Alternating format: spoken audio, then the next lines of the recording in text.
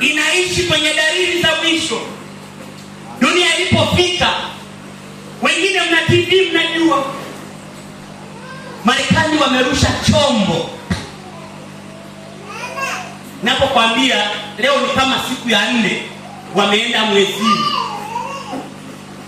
Watu wameenda mwezini wakazunguke mwezi, wakaangalie mambo ya mwezini, ili mwakani waende mwezini kutua, waangalie namna ya kuwa na safari za kwenda mwezini, waende kwenye sayari nyingine tena ya Mars, waende tena kwenye sayari nyingine. Lakini sisi wa Kristo bado tunashangaa kabisa.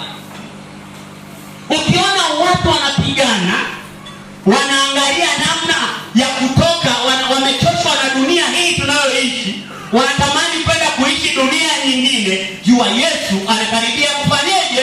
Kurudi. Watu wamechoshwa na dunia, wameona maisha ya humu duniani hayafai. Licha ya kuwa na magari, licha ya kuwa majumba, licha ya kuwa na fahari nyingi duniani, licha ya kutafuta utajiri mwingi duniani, lakini wanapigana kutafuta namna ya kwenda kuishi sayari nje ya dunia hii ambayo Mungu ametuweka. Jua ya kuwa Yesu anakaribia kurudi. Amina. Mungu asaidie sana.